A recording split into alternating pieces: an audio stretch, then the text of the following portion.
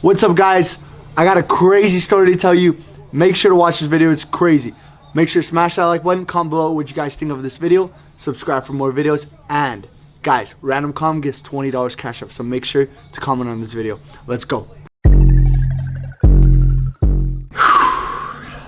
Guys, I got fucking scammed. Guys, you know, a lot of stores, they tell you the ups, the beautiful, beautiful ups of having a store, but they never talk about the downs. Today I'm going to be talking to you guys about a painful down of having a sneaker store or even a business in general. So, long story short, I'm going to try to give you guys a summary of this. There was a customer that came in originally and started doing deals with us. Long story short, this customer comes in and we started doing deals probably every week. He came in, sold me a couple of shoes. Nothing crazy. Was a very interesting character, but I won't go into that too much. Long story short, I was buying a lot of him. Probably spent about $20,000 with this customer, from GR Yeezys to Travis Scott's to some more hype Jordans and stuff like that. Anyways, guys, I ended up buying these Jordan 1 Travis Scott Olives. Beautiful, beautiful shoe. Absolutely amazing.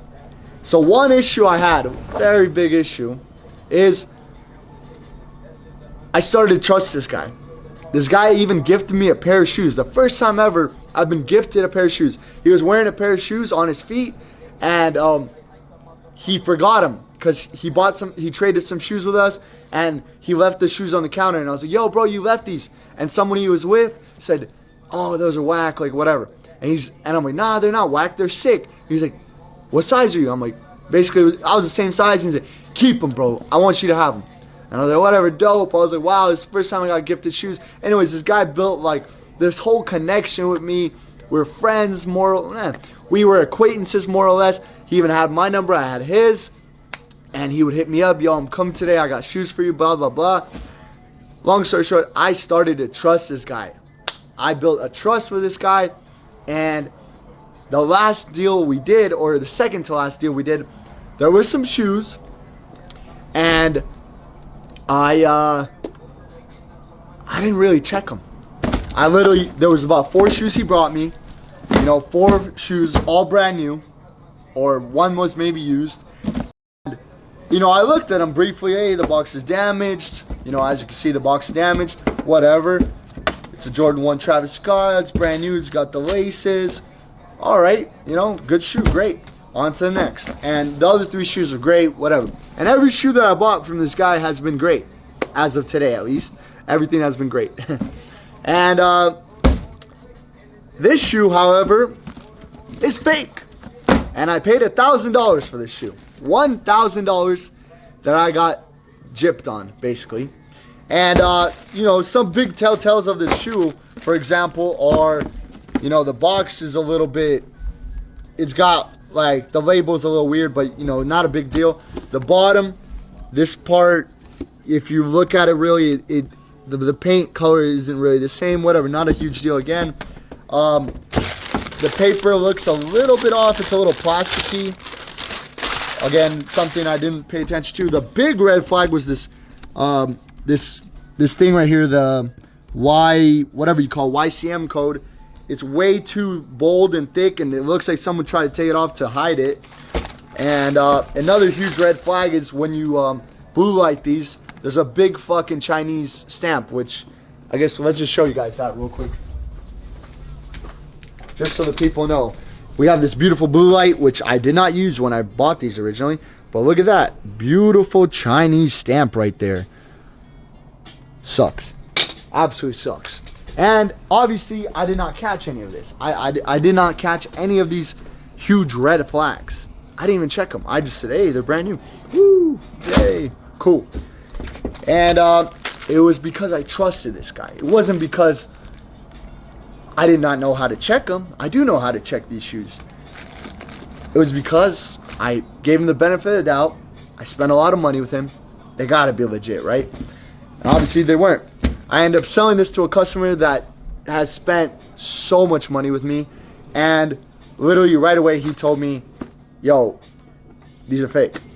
And obviously, I checked, made sure this is the right shoe. I looked at everything. I looked at the pictures, everything, because the customer had it for about a day. It was exactly the same shoe.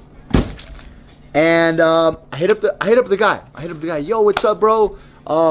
Yo, remember about a week ago you sold me a shoe? It actually turned out fake. Long story short. And he's like, "There's no way, bro." I'm like, "Yeah, there is a way. They're fake. We ran them on apps, blah, blah, blah." He's like, "Well, it's been a few weeks, but, I'll see you soon and I'll try to make it right. We can talk in person, blah, blah." And I'm like, "All right, when?" And he's like, "Well, I'm out of town. I'll be back in a couple weeks." I'm like, "All right, whatever." I originally knew this guy's from Florida, so I wasn't too shocked by the statement, but I was all right. But I'm like, that's definitely sucks. It's going to be another 2 weeks. I have the shoe. So he's probably less likely to actually come. But a week passed. I hit him up today, and I'm like, "Hey, man, what's good, man? How are you?" And he's like, "Hey, well, I'll read you guys the exact text just so you guys hear it out." He says, "Bro, check this out. This situation is very unfortunate, but I'm not about to go on your word or the person you sold the shoe to. They ended up returning them because they didn't pass the app. After weeks of the shoes being in your possession, would 100% would have came back if you would have called me the day of or day after. But the simple fact you're texting me this now after a couple weeks, it's not going to fly. I like you, man. I really like doing business with you, but this isn't going to work. All my shit's been 100% authentic. I'm not going to take the L. You got this whole thing wrong. You can't be doing business like this. Very unfortunate." So he is right. He is right. I'm an idiot because I didn't check this right away. 100%, it is my fault. I take 100% accountability in that sense that I should have ran these. I should have checked these. That's the most frustrating part about all this is all I had to do was really look at the shoe, and I probably would have been able to tell right away. Or usually, guys, what we do with a shoe over $500, we usually run them on app. Not always, because usually it's pretty easy to tell. But if we're like, "Hey, I'm not too sure about this," we run them. That's like 95% of the time. If we know right away, hey, there's a receipt, everything checks out, all right, we're good. But if there's any doubt, we run them on app. That's what we do. That's our policy. I didn't even look at them, guys. I literally opened the box like, "Hey, he's a good guy."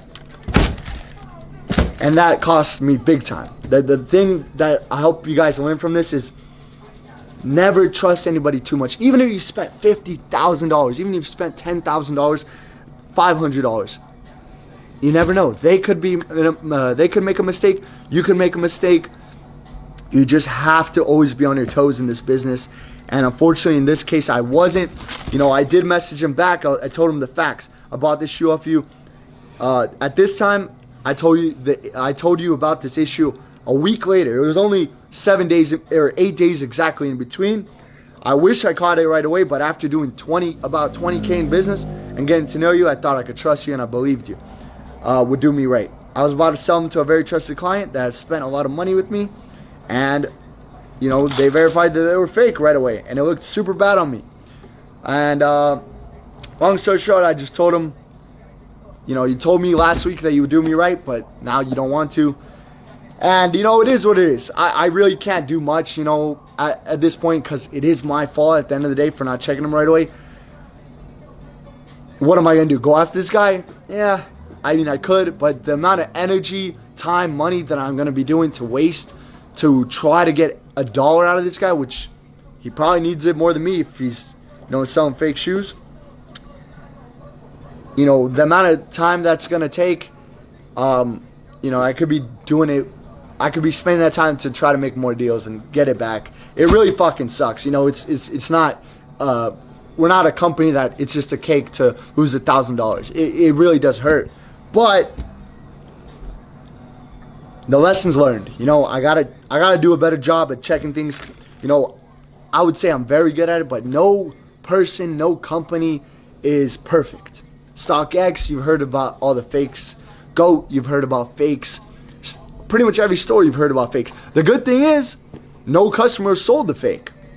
That's the good news. The bad news is we lose the money.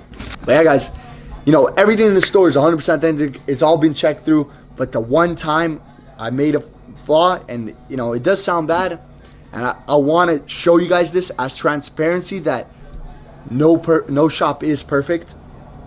And for us, this is a learning lesson for me to be on top of my employees and for me to be on top of all the transactions that I do, to make sure to check everything. You got to check every corner, because if you don't, you get fucked. That is the moral of the story. I hope you guys took away something from this. There you go. Alright guys, I hope you guys enjoyed this video. Smash that like button, comment below your thoughts on this video, subscribe for more videos. As always, you dig? You dig, you dig, you dig, you dig, you dig, you dig. Subscribe.